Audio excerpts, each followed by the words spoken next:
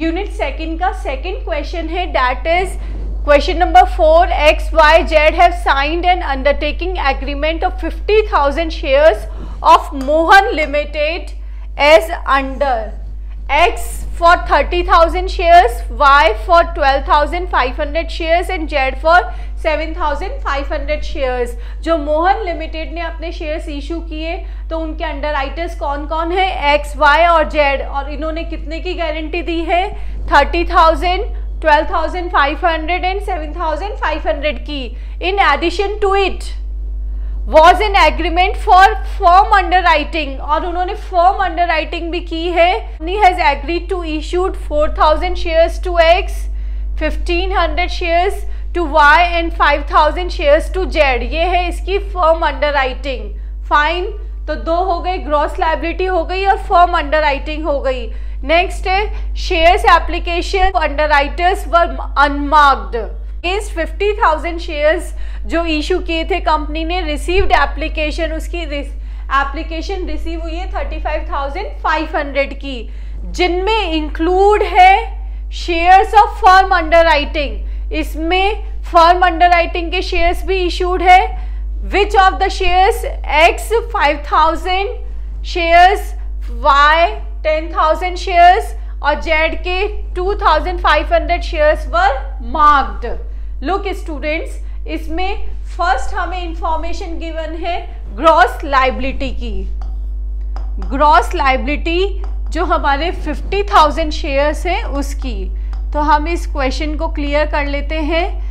X, Y और Z की क्या है liability? That is 30,000, 12,500, next is 7,500.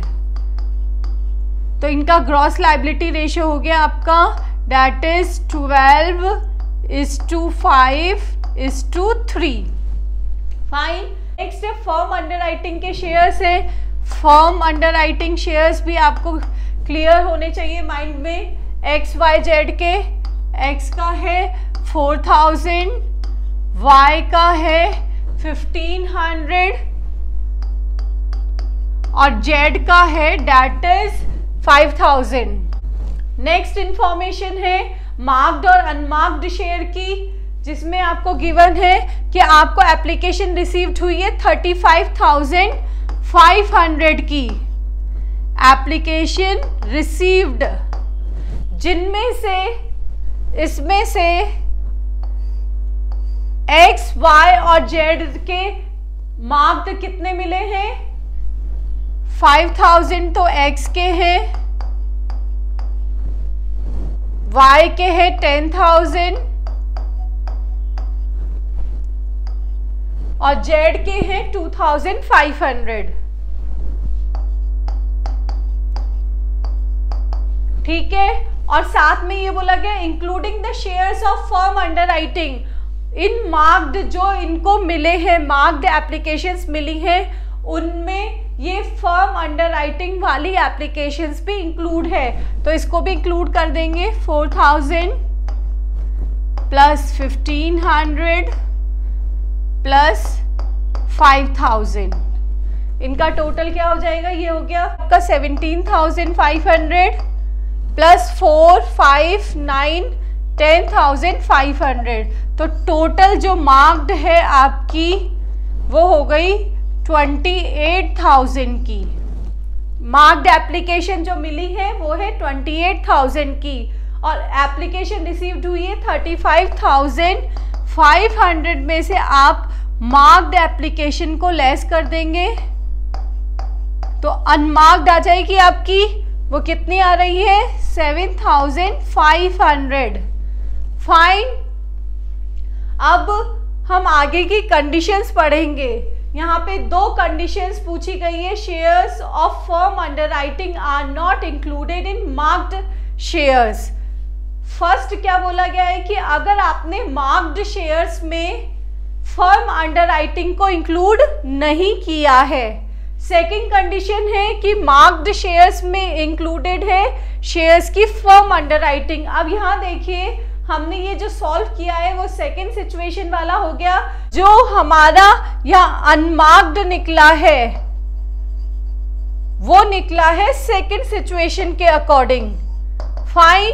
और अब फर्स्ट सिचुएशन में आपको फर्म अंडरराइटिंग इंक्लूड नहीं करना है, तो क्या हो जाएगा?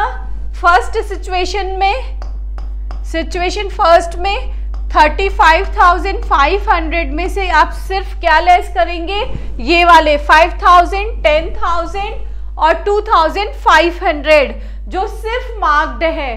फाइन। इसमें हम फर्म अंडरराइटिंग नहीं इंक्लूड करेंगे, सिर्फ ये वाले इंक्लूड करेंगे। इसका टोटल हो गया अपना 17,500। फाइन। बैलेंस आपका आ रहा है 18,000। क्लियर है? आपने क्वेश्चन में स्टार्टिंग में ही सॉल्व कर लिया है ये सारी प्रोसीजर।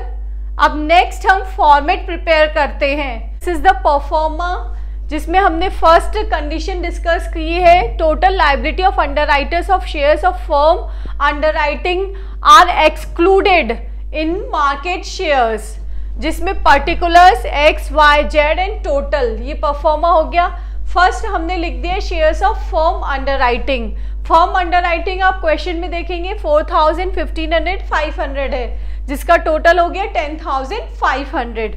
नाउ ग्रॉस लायबिलिटी हमने कैलकुलेट कर ली थी ऊपर, जिसकी वैल्यूज थी 30,000, 12,500, 7,500, इसका टोटल था 50,000। जब हम इंडिविजुअल अंडरराइटर की लायबिलिटी को डिटरमाइन करते हैं तो फर्स्ट हम लिखेंगे gross liability, thereafter less marked shares, next होगा लेस अनमार्क्ड शेयर, फिर उसके बाद में आप करेंगे जो नेगेटिव बैलेंस है उसको adjust, thereafter you will get net liability. उस नेट लायबिलिटी आप फर्म अंडरराइटिंग ऐड कर देंगे और ग्रॉस लायबिलिटी आ जाएगा। ये इसकी प्रोसीजर है। तो हमने सेकेंड स्टेप ले लिया है marked share excluding firm underwriting, क्योंकि फर्स्ट कंडीशन में आपने बोला है मार्क्ड शेयर्स में आप फर्म अंडरराइटिंग को इंक्लूड नहीं करेंगे। तो हमारे क्या थे ये 5,000, 10,000, 2,500 जो हमने ऊपर डिस्कस किया है, डैट इज 17,500। अब इसमें से आप इसको लेस कर देंगे। Now the unmarked shares. अब अनमार्क्ड शेयर्स हम डिस्कस कर चुके हैं ऑलरेडी। 35,500 में से आपने 5,000, 10,000, 2,500 इन शेयर्स को लेस कर दिया है, तो बाकी क्या आ गई आपकी अनमार्क्ड शेयर्स। और इन अनमार्क्ड शेयर्स को हमने ग्रॉस लायबिलिटी रेशियो में डिवाइड कर दिया है तीनों के बीच में। 18,000 multiply by 12 divided by 20, 18,000 multiply by 5 divided by 20, 18,000 multiply by 3 divided by 20। तो ये वैल्यूज आ गई है आपकी। अब जो बैलेंस लायबिलिटी है इसमें से इसको लेस किया, वैल्यू आ रही है 14,200।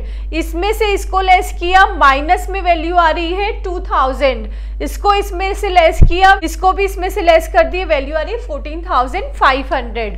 नेक्स्ट ट्रीटमेंट होगा नेगेटिव बैलेंस का। नेगेटिव बैलेंस को आप रिमेनिंग अंडरराइटर्स में उनके रेशियो में डिवाइड कर देंगे। फाइन। हमारा रेशियो है 12:5:3, यही रेशियो था।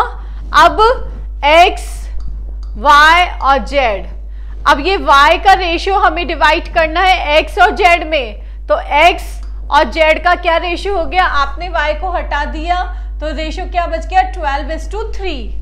तो आप इस 2000 को 12:3 में डिवाइड कर देंगे, तो 2000 मल्टीप्लाई बाय 12 डिवाइडेड बाय 15, इधर 2000 मल्टीप्लाई बाय 3 डिवाइडेड बाय 15।